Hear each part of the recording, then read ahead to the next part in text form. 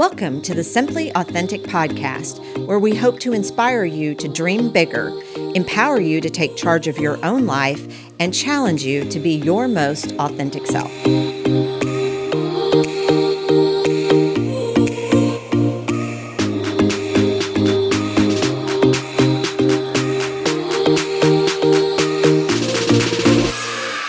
Welcome back to the Simply Authentic podcast. I'm Tanya Murfin. And I'm Angie Mullings. And today our topic is forgiveness. And as we enter in this week of Thanksgiving, we thought it was important to focus on a topic that we all need some help around, I guess. It's so important. Forgiveness is so important. And for many different reasons. And we're going to give you some technical information. We've done some research. We have the Harvard Health study that focuses on forgiveness, and then we're going to tell some stories, and we'll wrap it up lightheartedly, as we always do. But when we forgive, we take control of our own emotions and responses instead of allowing the actions of others to dictate our lives. It empowers us to break free from feeling like a victim and gain a sense of emotional strength. Forgiveness encourages personal growth by promoting empathy, compassion, and understanding. So, Angie, as we start going through this Harvard Health REACH method, it's called, they have several different ways, bullet points, I'll call them, that can help you maybe go down the path of forgiveness.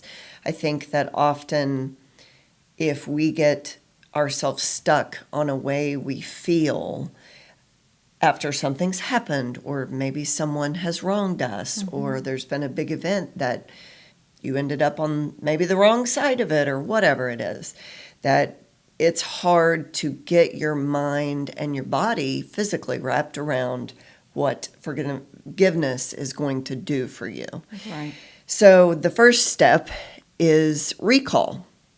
So you recall the wrongdoing in an objective way. The goal is not to think of the person in a negative light or to wallow in self-pity about yourself, but to come to a clear understanding of the wrong that was done. Visualize the person and the situation and all the feelings that come with it, and don't push aside anything. So feel all the feelings. Right. Go back through it, in other words, of what happened, the event, how it made you feel, what your reaction was possibly. Start re-feeling those emotions to set yourself up for this forgiveness path. And I think, honestly, when we take ourselves away, give some time, if you will. So something happens to us and we allow some time. This is about going back and reflecting, right? Recalling the emotions that you felt, and yes, feeling everything. But quite often when we give a little time and a little distance to whatever we feel, however we feel we were wronged, it oftentimes changes our perspective. We have a little different look on things. Well, and I think many times you can also find your wrongdoing in it, Right. So Right. sometimes it takes two to really make Oftentimes, that, yes. that happening or the occurrence that hurt you. Lots of, maybe it's two people's feelings get hurt in this, not just one-sided. So Right. I do think that time makes us step back and think, okay, well, maybe I shouldn't have said that. Right. Or maybe I was just really emotional that day and I took it wrong. Maybe they didn't even mean that. Right. So. So that leads us to the E in REACH, which is empathize. And really, it's about understanding the other person's point of view, putting yourself in that person's shoes, and really trying to understand where they were coming from. Again, were they just having a bad day? If it's a conflict you have with someone that you know well, if you take a step back, you know that person's heart, right? If it's someone that if you're having a conflict with someone that you love or that someone that you're close to, if you take a step back and you do the recall and then you empathize, you know that person well enough to know that they probably weren't coming from a place of harm or hurt or hate, for sure.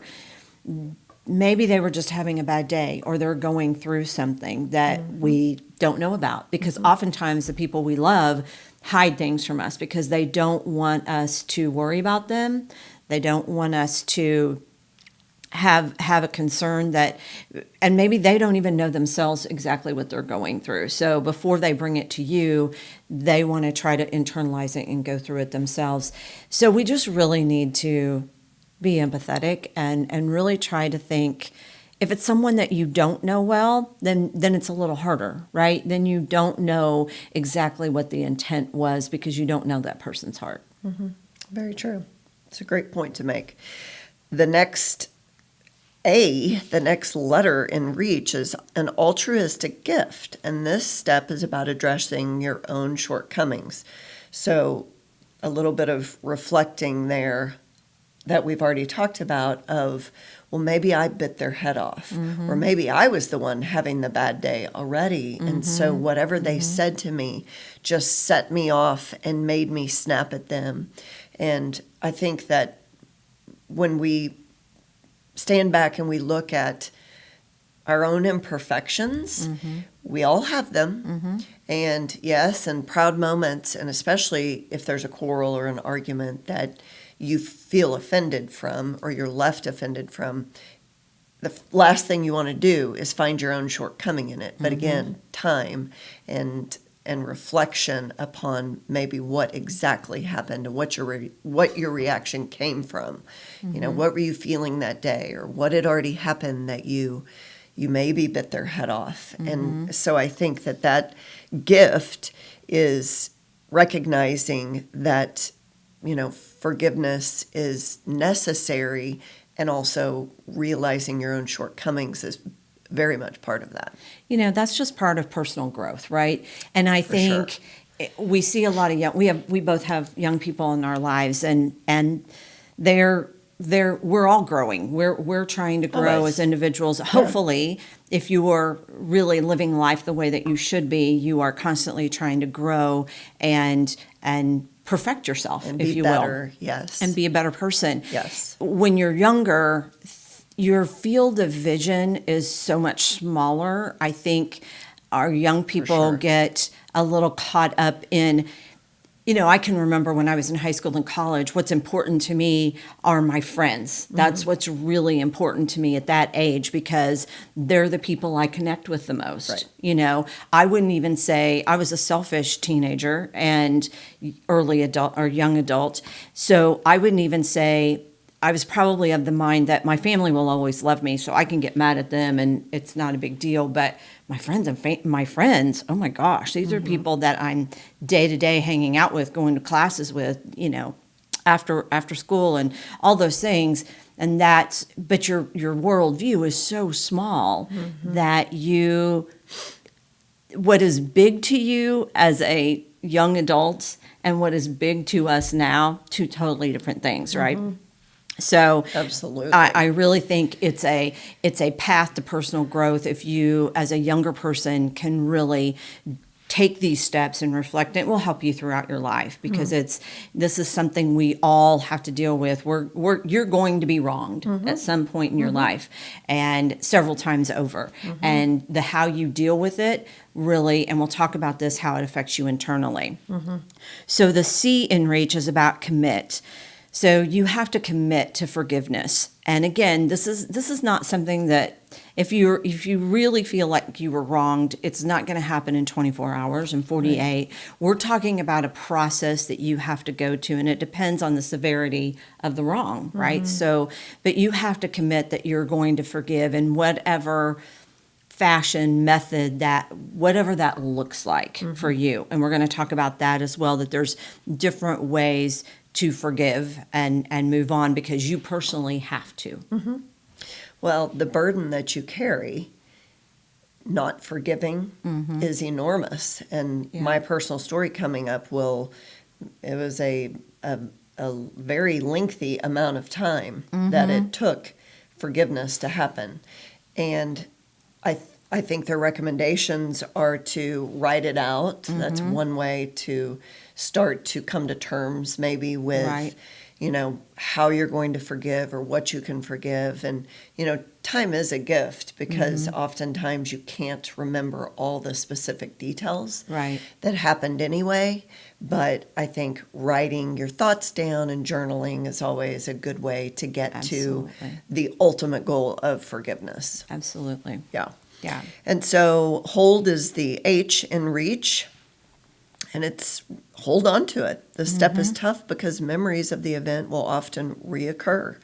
And forgiveness is not erasure. I think that is a really good point to make. And it doesn't mean that you're going to forget what happened, right? But usually through the time element, maybe the writing it out, maybe the thinking on it for years, you've come to terms with, okay, I could have done this better, but I will always wish that they had done that differently. Right. And that it had looked overall differently for both of us. But the ultimate goal being forgiveness, then, takes time to get there. It does. And committing to it and holding on to that will help you move past the burden that you've carried. Right.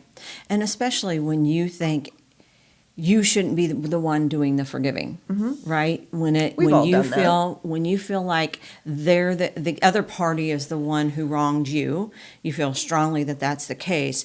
So you have to get past that. You have to get past whose responsibility is for your own well-being. And that's what this Harvard Health study was about. It was about the benefits of forgiveness. So just to give you a few of those, it is improved mental health. You're happier, healthy, and you have healthier relationships.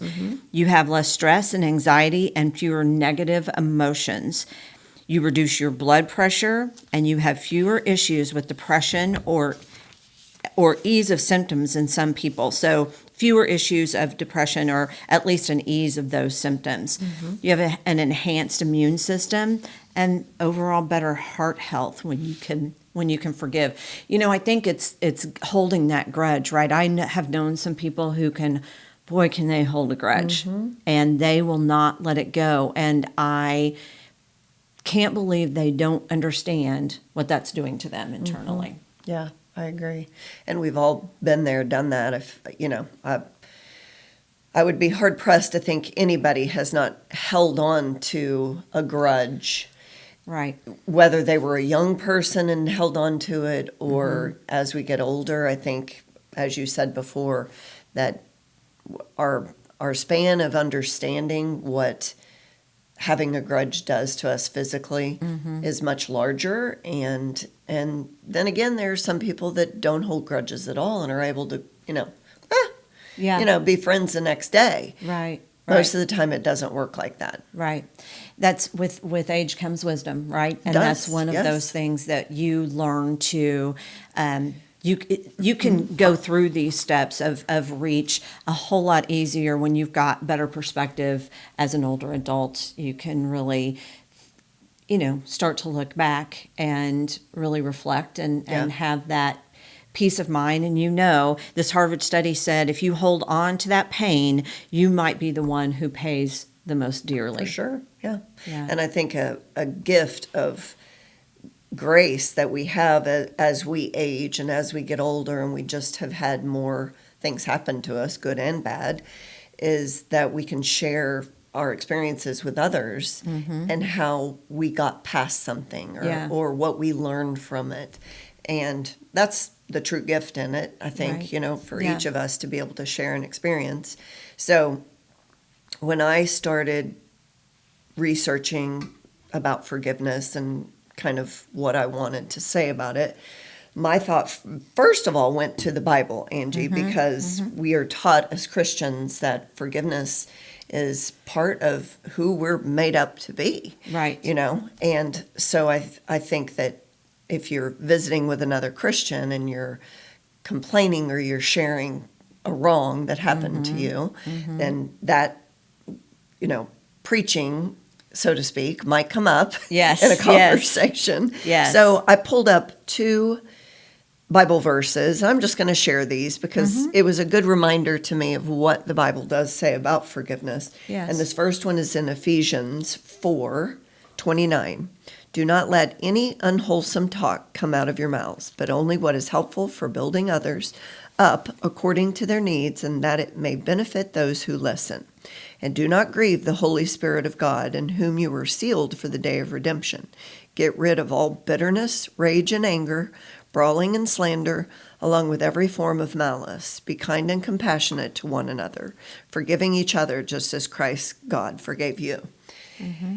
And there's a lot of big words in that, right? Bitterness and rage, brawling and slander.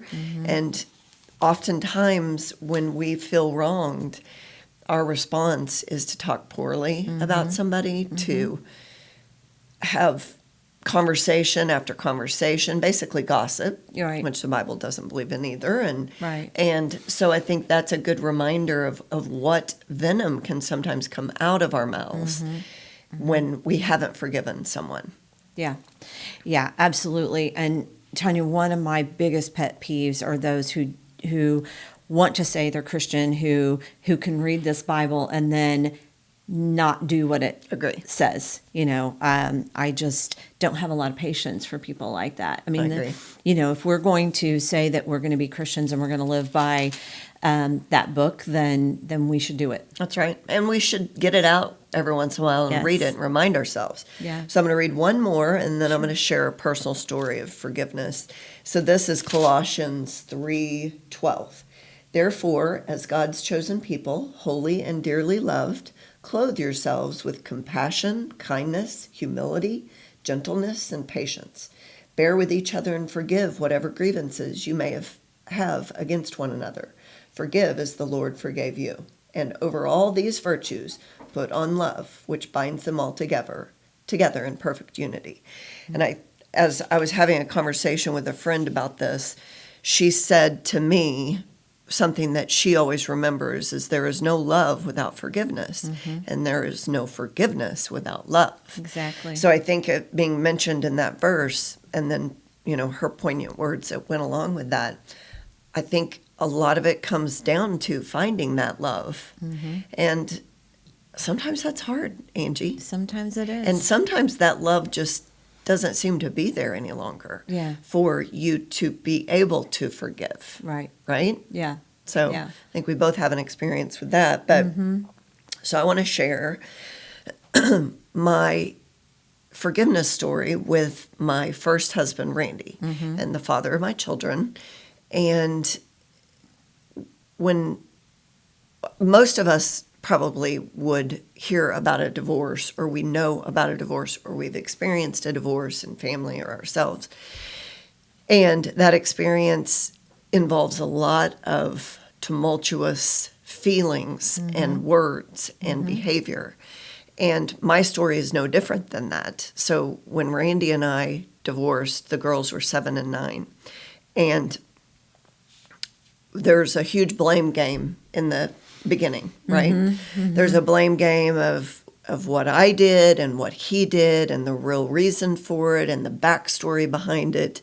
And it becomes a topic among all your friends and all your family. And unfortunately, people choose sides. Right. And which is very hurtful in itself, but the words and the gossip and the talk that come along with it are so hurtful and penetrate your soul. Yeah. Right? Yeah. So at first I was dealing with that. I'm certain Randy was too. And the pain of just your whole life being turned upside down in itself is so hurtful, and you have so much resentment. And I think that is a word that probably no one has ever divorced and not come away with a little bit of resentment about maybe the previous life and what happened in it, or the actual happenings around the divorce or what have you. So what was the most difficult part of the divorce was having to co-parent. And that is often, I think, not realized, because how could it be, right? Right. You're in the thick of a bad relationship, and then you decide to get divorced. Well, that bad relationship is not going to get better because of the divorce, right? Right. And then these poor children get thrown in the middle of that, Right. or have always been in the middle of it. And so co-parenting became a big source of contention in our post-divorce life. And this, to put a time period on this and on the length of time it went on, it probably went on for 10 years. And that's a long time. Yeah. And reflecting on that, as I've had to do, as I kind of recalled this story, 10 years is a really long time. And now at my age that I'm, 20 plus years past that, I've forgotten a lot of the details. And I think that's probably part of that forgiveness portion, is that you forget all of those really bad stings and hurts from the words and the choosing sides and things that were said by family members that came back for me to hear that were so hurtful. But then add the co-parenting onto that, and that difficulty going on for 10 years, and the ugliness that was said between us, and mostly, in this day and age, it's done via text. Because it can be, right? Because you don't have to say it in front of someone. Right. And so I remember at one point it being so bad that I made a doctor's appointment to go in because I couldn't get my blood pressure under control. And I'd never had blood pressure problems prior to this. But my family also has a history of high blood pressure. So I remember going into the doctor, and I can visibly see myself sitting on the end of the table. And the doctor at the time was a friend of mine.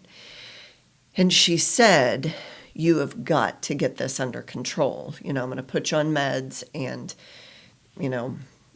whatever her assessment was, but you've got to get this under control." And I remember just being in tears saying, "How do I do that? I can't get rid of the ex-husband. Right. I certainly don't want to go back to him. Right. There's seems to be no way out of this horrible pattern of behavior that we're in that is ugly and vicious and unkind words and And so although I appreciated her wisdom in her field, there was no way to get out of it other than to start not digesting it the same way that I had been, right?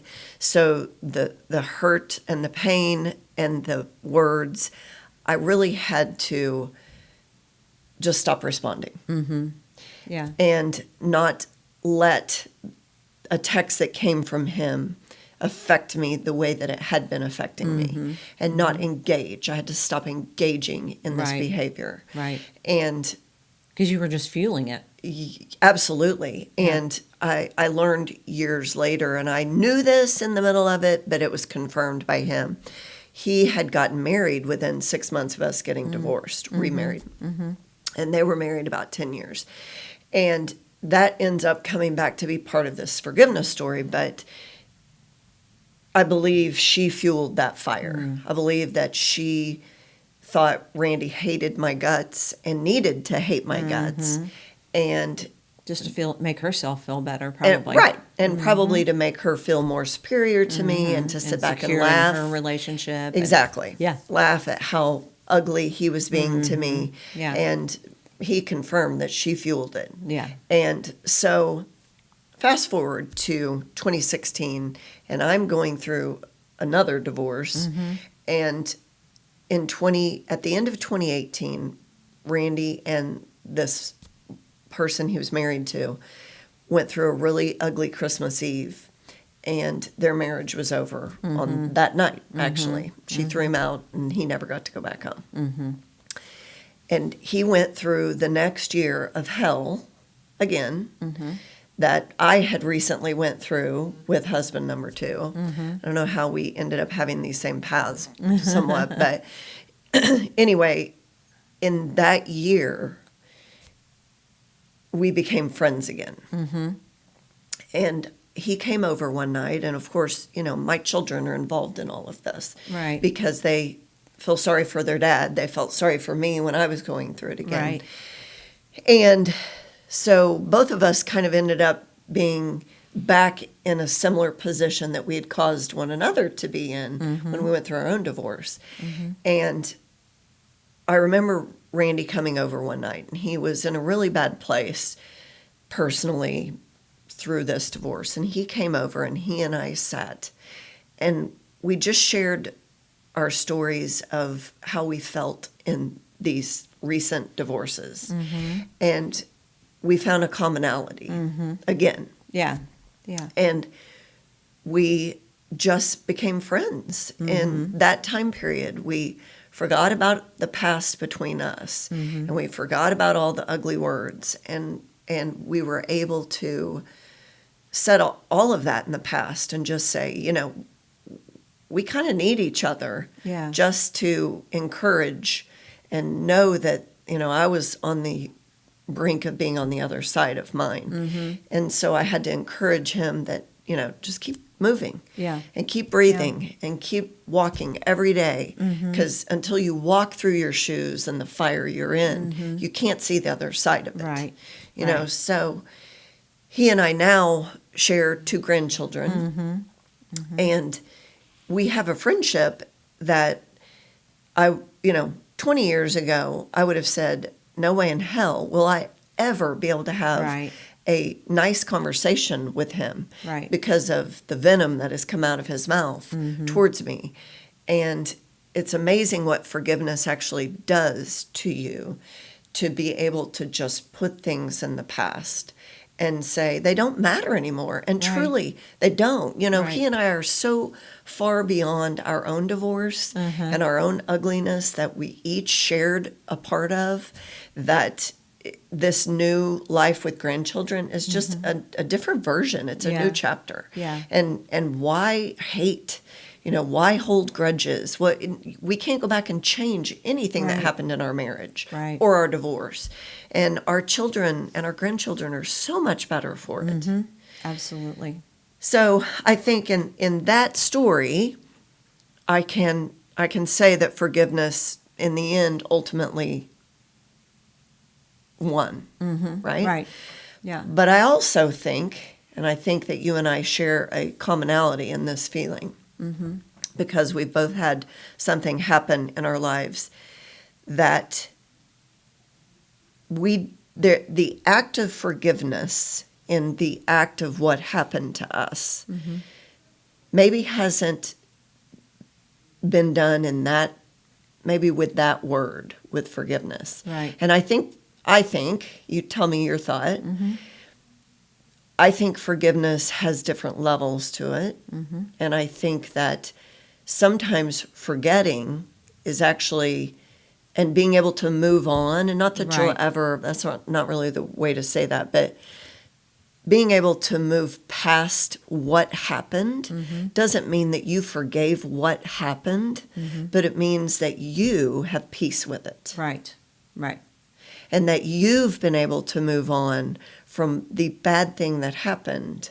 And in a way, maybe that's forgiving yourself for all the bad feelings and maybe a grudge that you held, that you don't any longer hold that inside of you. But you also had to move past the action of forgiving to be able to let it go. Right. Yeah, there's a whole lot there that we can unpack. First of all, I would commend you, because I know that throughout all of that, you had your kids' best interest at heart. And I think when it comes to divorce, or really anything, there's a lot of situations where we don't think about the ripple effect. We think it's between us and one other person or 2 other people or whatever. We think it's here, it's between us, and we have to figure it out.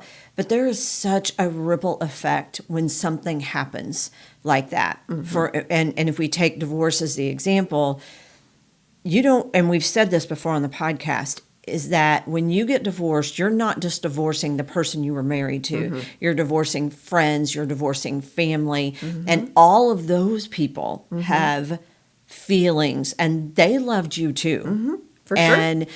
I had a situation in my life that I was not the person that was directly wronged per se, but I still loved that other person, and them going away was heartbreaking.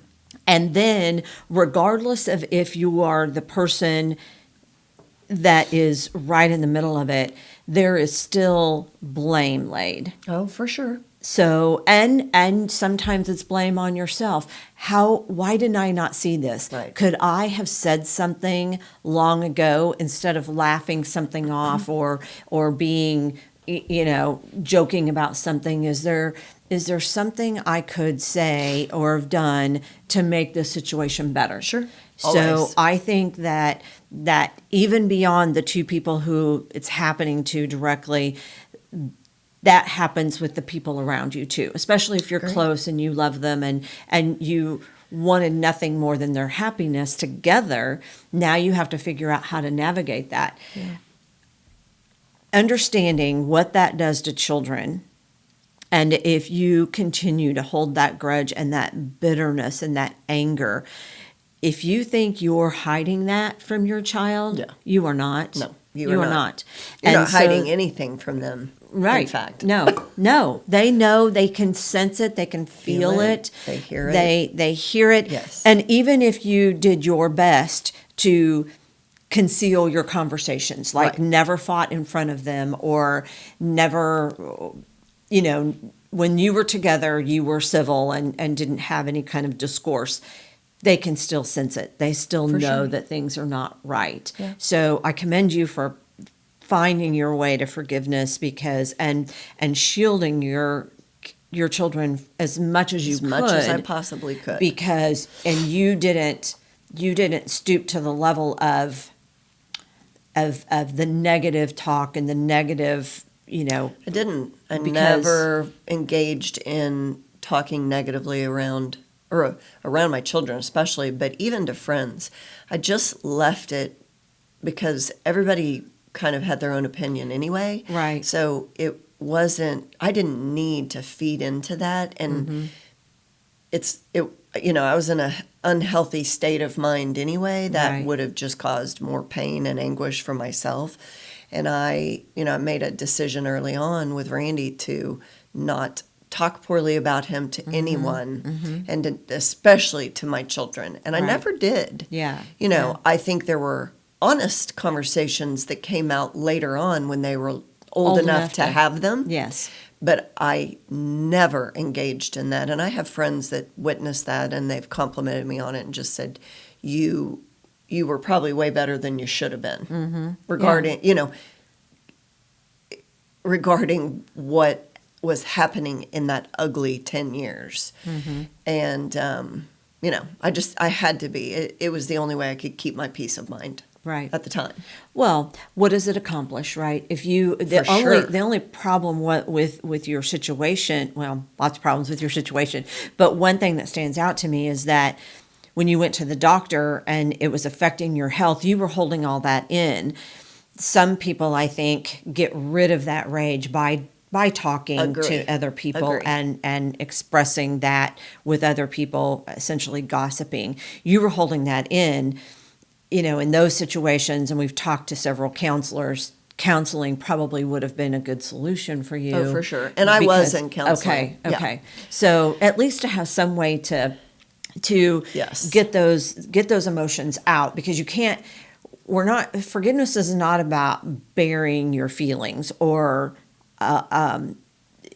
making them so that keeping them inside so much that it hurts you internally, and results in all these health issues. You have to talk to someone. Yeah. Just do it responsibly and respectfully, and find yourself a counselor or a trusted friend that you can talk to, because at some point in terms of forgiveness, you just have to talk it out. You can't.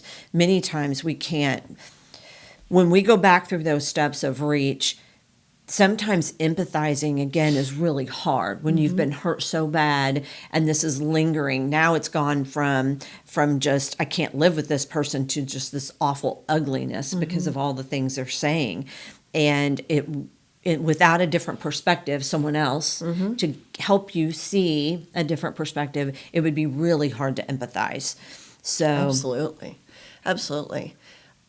Us talking about forgiveness when sometimes you just move on, mm-hmm, I think a big portion of that is accountability. right, And if the other person has not been accountable, right, so you've never, oftentimes you're never going to have this conversation about forgiveness mm-hmm, because of what's happened, whatever your scenario is, you've just had to move on. right.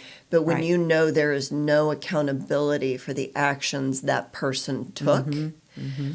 I think that's the part of forgiveness that for your own peace of mind, you have to figure out how you're going to deal with it, Mm-hmm. knowing that you're probably never going to have that conversation and that person own their portion Right, of what happened. right. And that's exactly where I am in my situation. Back to your point that sometimes forgiveness is not full and complete forgiveness because you're not sitting down and having that conversation Right. with that person, and you know that they're never going to admit to their, because it takes two. We've Right. already talked about that. It's not just one-sided.